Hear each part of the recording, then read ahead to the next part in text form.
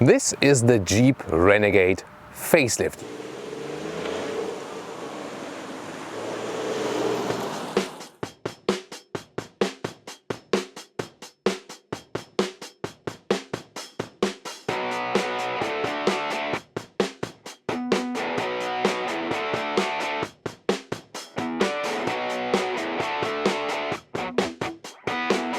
The facelift changed some things on the front. For example, the LED daytime running light is now a circle around the main headlamp unit. I think an interesting style detail. And also the main headlamp unit is now available with full LED optional. The length is at 4.25 meters, 14 foot or 167 inches. And also from the side perspective, it has this angular Jeep style, especially here around the wheel arches. Those ones are the optional 18-inch rims, together with winter tires. However, they don't look too big. Contrasting mirror caps. This one here is a limited version, by the way, as for the trim level.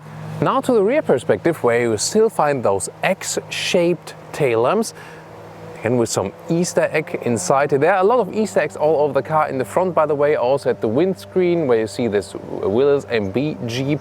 And here also at the rear with the front grille and the headlamp silhouette. And now to the engine overview. Wow, a 1-liter 3-cylinder engine in a Jeep, 120 horsepower, 6-speed manual gearbox, and just front-wheel drive. Who would guess that this is ever happening in a Jeep? Then you can also get a 1.3-liter 4-cylinder with 150 horsepower or 180 horsepower. The top spec is also possible to get it with all-wheel drive. And then in the US you also get a 2.4-liter naturally aspirated engine. And as for the diesel side, there's a 1.6-liter with 120 horsepower or a 2-liter with 140 horsepower.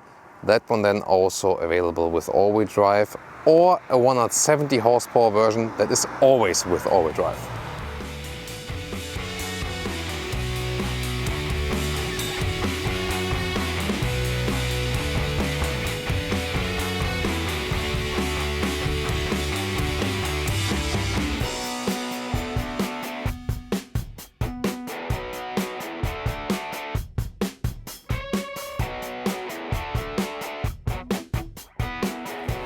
Let's take a look at the interior together. Here at the inside of the door, you got hardpack materials. Interesting, in the lower part, this is the optional Beats audio system.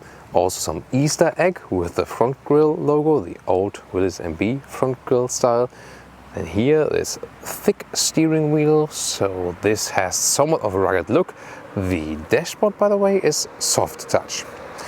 Then those seats here, very well done, all fabric.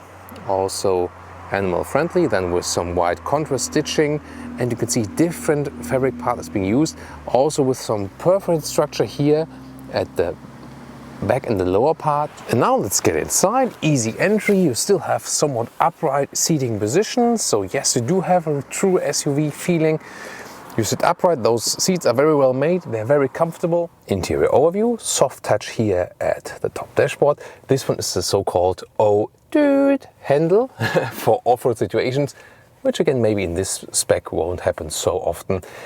5-inch, 7-inch or the 8.4-inch, this is the biggest one from the infotainment screens. Here you can see also with Apple CarPlay, Android Auto is also available, and you can still play your music while checking the GPS out. Soon a little bit more details to that. The steering wheel again is pretty much thick. That also adds to somewhat of the rugged look. Left side to control the instruments, and on the right side, for example, for the adaptive cruise control. Those instruments with a nice off-road style on the left side with the RPM ref limiter. Also with some digital screen on the inside, for example, for digital speed, and on the right side the analog speed. You still have a lot of analog gauges, for example the volume, also for the climate control, so that's placed pretty much below here, so not too easy to do it while driving, especially because it's a little bit blocking here also with the shifting lever. That's one of my findings right there.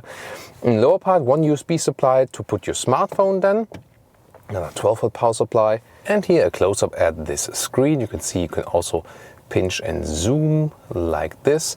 Responsiveness is quite okay actually. Again, the view at the CarPlay system. As for the rear, it's really cool that those doors open 80 degrees, so easy entry. And also if you want to install some child seats, Isofix at the outside of the seats each, so that's really easier for parents then. Also with a nice seat structure here on the back part, again with the perforated fabric here in the lower part that you sweat less in summertime. Headroom in the rear also still fits with my size, and again you could also take out the rear part here if you like. Let's open the trunk right here, and you can see it's a square opening indeed. It's not too long, as the vehicle is also not too long. Length here is 74 centimeters and the width is just under a meter. So yeah, that's, let's say, like about 95 in centimeters. One key element from the facelift to me is something I also realized in the Fiat 500X driving review. The noise insulation has been improved. So especially at lower speeds, it's really silent, really cool. And I love also while driving those upright A-pillars. This is also different to the Fiat 500X, so I appreciate this driving surrounding here in the Renegade.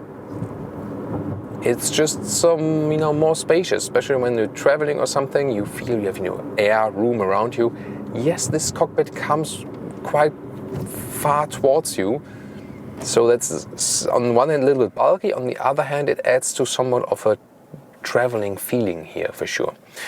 I will soon also push the engine a little bit more when I'm on the motorway, so we can see more about the performance. We cannot expect too much. The acceleration figure is 11.2 seconds to 100 kilometers or 62 miles an hour. So yeah, that's not fast at all. It's a 3-cylinder. Cannot expect too much from that.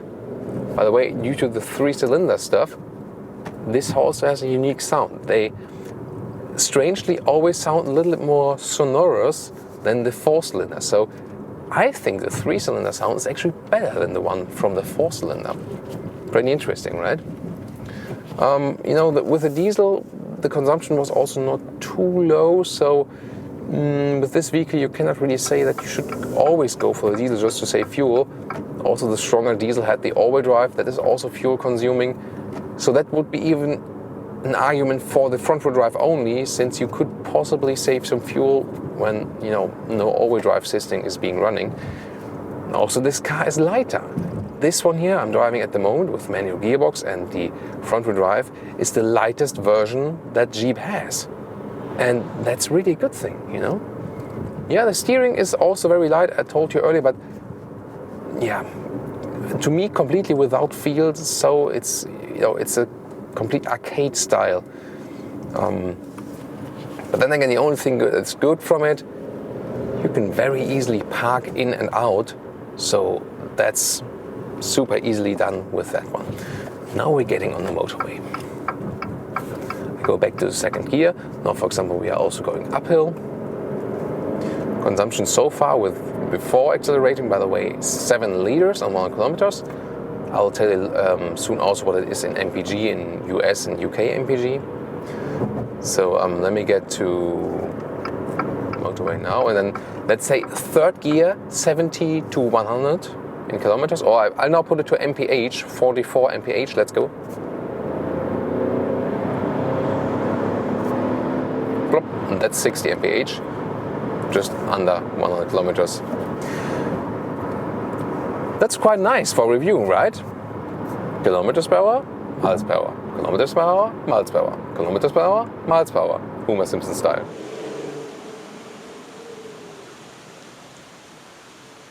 And now to the conclusion for today with the Jeep Renegade. Well, the facelift has updated some things. First of all, the LED daytime running light. I think it's a nice addition for that for sure. Also on the interior, better noise insulation, some work on the materials, also infotainment system wise. So I think good updates here with the facelift. Also a lot of the new engines. We tested one of those today with the 3-cylinder and front-wheel drive.